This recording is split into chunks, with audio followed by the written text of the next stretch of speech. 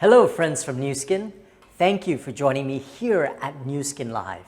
I was looking forward to meeting all of you in person, but in life, things may not always go according to our plans, and we've got to pivot, adjust, and make the best of the cards that we're dealt with. Now you're here because you're high performers, and we're determined and we're goal-focused, but that can also make it harder to deal with unexpected changes. So I want to share a couple of stories from my professional and personal lives. In 2007, I was a young CEO at 36, and I was honored to be given a chance to build an airline from scratch. So I put together a detailed business plan, raised capital from international investors, applied for licenses and permits, and acquired my first plane.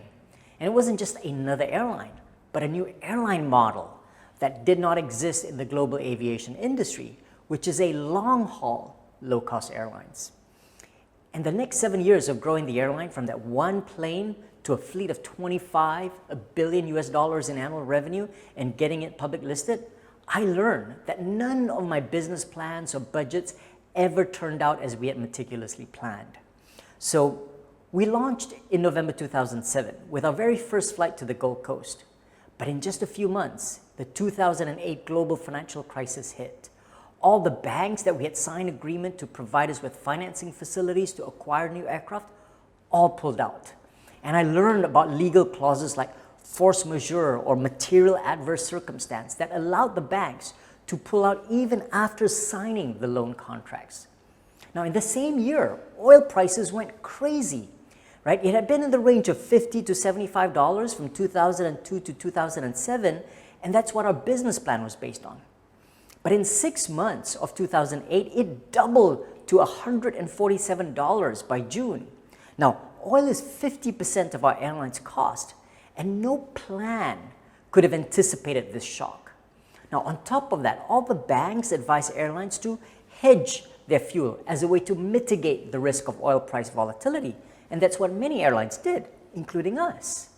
Now, when we started to lock in the price of oil, it was about $100 a barrel, right? And we were relieved that when it peaked at $147 in June, 6 months later, it turned out it collapsed all the way to $32 a barrel, right?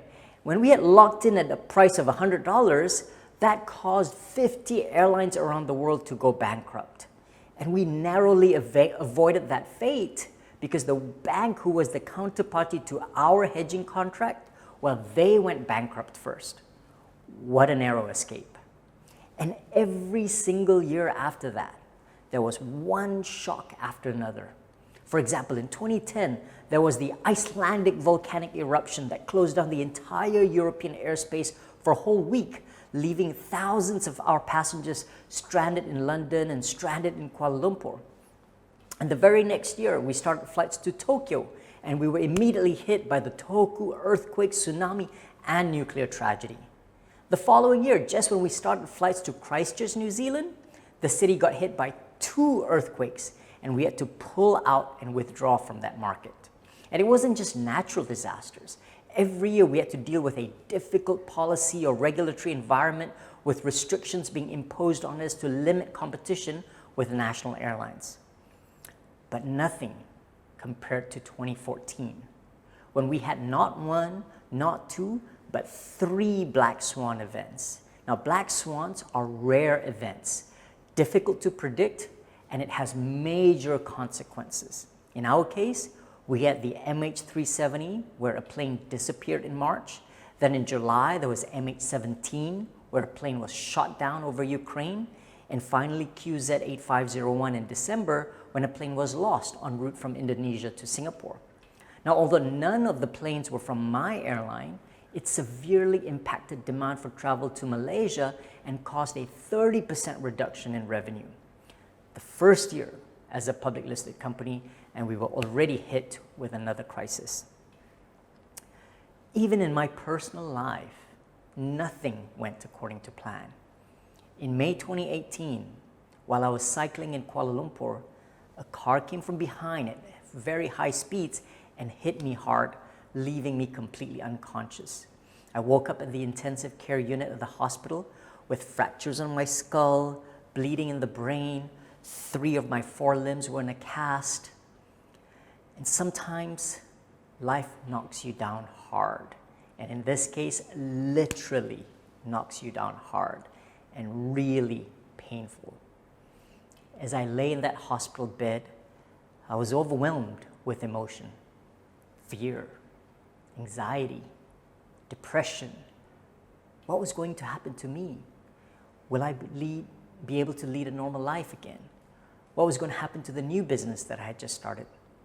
How will I provide for my family, right? All of us, when we go through these negative emotions, when we're faced by setbacks and failures, you realize there's no way I could find the answers to these big questions. When things become overwhelming, I needed to focus on the smallest things that I could do that were within my control and put aside the worries of the bigger questions. And so with the support of my family and hospital staff, I just focused on learning how to sit up from my bed and start to walk. So on the 7th day, I started to take my first steps in the ward, even when one of my legs was still fractured. But this gave me momentum. I celebrated these small wins, right? I keep focusing on what I can do rather than worry about the things that were then out of my control. So I deliberately stopped thinking about that driver that hit me, right? And told people who were asking me, what happened to him? Did I not want to know? But I was not angry. I didn't want to know, right? I wanted to use all my energy to heal and get stronger and not waste it on feeling angry at someone else, right? And so with momentum, I could start walking. I went on the treadmill on day 33 and slowly increasing the time from just 5 minutes a day to 10 to 15 to 30 minutes. By day 47, I could pick up the pace and I could start to run on the treadmill. Now the joy came 2 months after the accident when I could run outdoors, that feeling of liberation and elation. But an even bigger joy and the big psychological milestone was to be able to get back on a bicycle, a new bicycle, and to be able to ride outdoors again with my friends on day 84, less than 3 months from that accident. Momentum fuels more momentum. With physiotherapy sessions 5 days a week, many of them painful sessions, I worked on gaining my shoulder and arm mobility as my broken shoulder healed, right? And on day 112, I could get back a full rotation on my arm and I could start swimming again in the pool. By then, I had a very specific goal in mind. I wanted to get back to Ironman triathlon racing. I worked hard with my coaches and kept working on my strength and stamina and signed up for the Ironman triathlon race in Langkawi, Malaysia in November of that year. See, this is important to me because being a triathlete was a big part of my identity. So on day 174, less than 6 months from that accident, I was able to complete the Ironman 70.3 Langkawi Triathlon, swimming, cycling, and running. My motivation was I wanted to tell my children, and for parents out there, you know our children do not listen to what we tell them. They learn by observing what we do. Same thing with our team members. And the message for my children is, life is going to knock us down hard, very hard, and we can't control what's going to happen to us, but we can decide how we choose to respond to these challenges. So this is why it's important to understand that our initial reactions and impulses to things that happen to us are automatic, and it may limit us, right? Because our brains are designed for one primary purpose, which is to keep us alive, our survival instinct. But the way the brain does this is that it steers us away to its things that are familiar, things that are predictable and reliable. It does not like things that are unknown, risky, or dangerous. Because our brain receives 50 million sensory inputs every single moment, and we can only consciously process just 7 or 8. And so the brain filters out everything quickly based on these gut instincts, right? That is why when you meet someone, even before that person has said a single word, our brain has already made a judgment whether you like that person or not, right? And these quick judgments, they can be limiting. The brain may tell us that we cannot do something because it hasn't seen us succeed before. It tells us to stick to doing the same things and to avoid anything that's dangerous or unknown because that might cause us stress, right? It's the brain's warning signs. Danger, danger, danger. But my message to you is that stress, this danger sign, it's actually necessary. It's good for us. We need stress to perform our best. We don't want to avoid stress, but we need to learn how we can respond to it positively. You see, stress is a biological response when the brain wants the body to spring into action. If the brain senses danger, for example, if a lion were chasing an antelope in the savannah, the antelope's body experiences a surge of stress hormones, cortisol, adrenaline, norepinephrine, to get the heart to beat faster, the lungs to expand, and the muscles to be primed for action. These hormones also narrow the brain to only focus on the immediate threat. It shuts down the digestive system, it shuts down the reproductive system, and it even slows down the brain's ability to think creatively. It just wants to survive. Now, the lion who is chasing the antelope also needs to experience stress. Those same stress hormones also makes the lion's heart beat faster, the lungs to expand, and the muscles primed for action in order to catch the antelope. Because if the lion doesn't catch its prey for several days, it may starve to death. Now, in today's modern world, hopefully, none of you may have to experience the threat of a lion chasing you. But today's threat may come from our bosses being angry at us or our clients being upset, right? We experience pressures from sales targets or bills to pay at the end of the month, or maybe our spouse is unhappy with us. We experience the same hormonal reactions as if a lion is chasing after us. So stress occurs whether we're the predator or the prey. But we can choose whether we respond as a predator or we respond as a prey or a victim, right? It's our choice. And this is why some people enjoy the thrill of a roller coaster ride or skydiving, while other people are deathly afraid of the same thing, right? Or even public speaking, right? People who skydive experience the same nervous energy, but they look at it not as something to avoid, but something that they channel into action. We choose how we look at stress. Now, unlike the antelope, when the lion stops chasing after it, because maybe the lion's out of breath, the antelope can go back to grazing again, right? And all the stress hormones just dissipate away. But for humans, we've evolved where it's harder for us to let go of stress feelings once the immediate threats go away.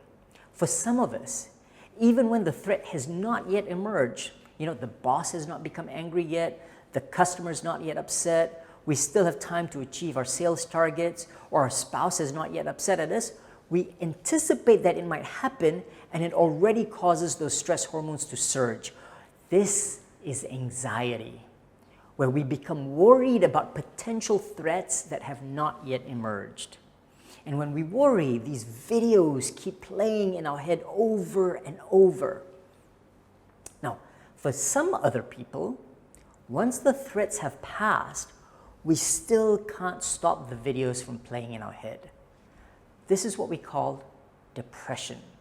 When something that has already passed, sometimes a long time ago, like childhood trauma, the memories keep playing in our heads over and over, and it makes us feel depressed. Now, to illustrate what happens to our bodies when we experience prolonged stress, anxiety, or depression, consider this interesting fact. So when I compete in an Ironman triathlon race in Langkawi, that one day of swimming and cycling and running, I can burn a staggering 6,000 calories. By the end of the day, I would have probably lost 2 or even 3 kilos of weight. A world champion chess grandmaster competing in a world championship chess tournament also burns 6,000 calories. Now, clearly not from the physical activity of moving chess pieces around, but from the brain working really hard, thinking about multiple chess scenarios 50 moves ahead. Because our brains, they represent only 2% of our body weight, but it consumes over 20% of all the calories that we eat. Right? This is why when we're overwhelmed with stress, anxiety, and depression, with all the negative thoughts playing over and over in our heads, we become physically fatigued and tired. And over time, we become sick with high blood pressure and diabetes and heart diseases.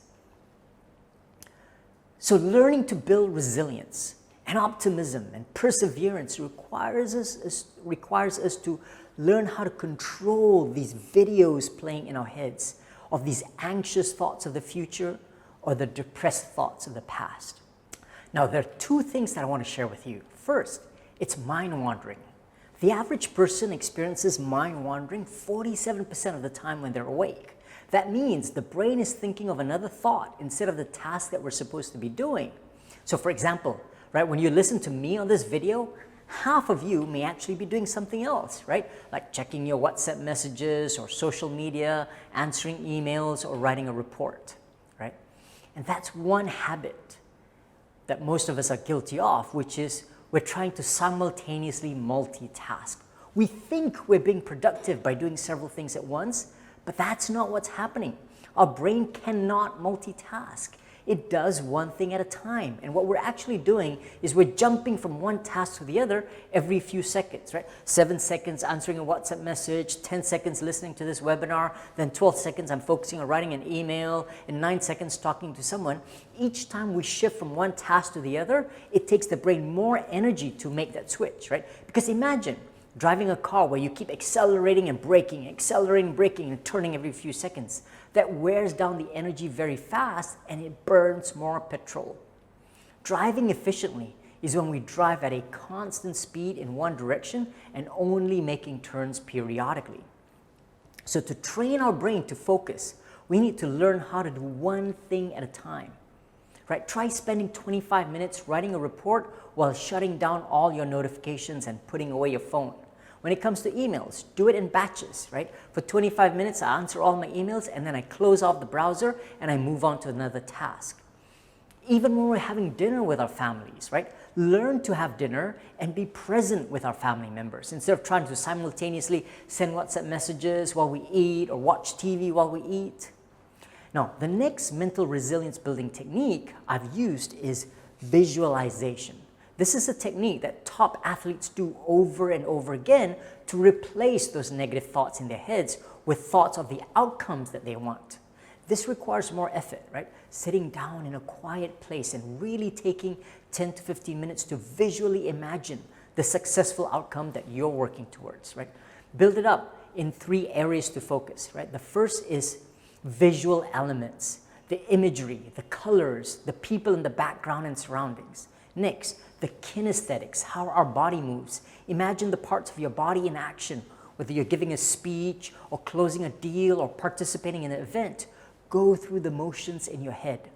And finally, right, add in the auditory elements, the sounds, right, from what you say, what other people say, and the background noise, like crowds cheering for you. Imagine it all first. The final element that I want to share today is surrounding ourselves with people who energize us and minimizing the time we spend with people who drain our energy. And I'm sure you can relate to this, right? Who are the people you know that you'll be inspired and motivated and be much more positive and optimistic after you spend time with them? And I bet you'll also know people in your lives that create negativity, sow doubt, and drain your energy. So life is full of challenges, and trying to get through it all alone is doubly difficult.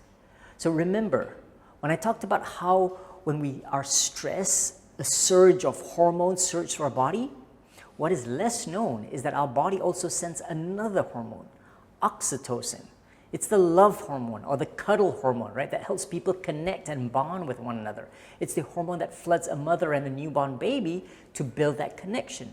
And so our body is telling us that when we're stressed, we need to reach out to other humans and lean on them for support. So choosing to spend time with positive people makes all the difference. And the great thing about the NuSkin community and the NuSkin family is that there's so many positive and supportive people here. Learn from each other, lean on one another, and most importantly, energize and boost each other. All the best.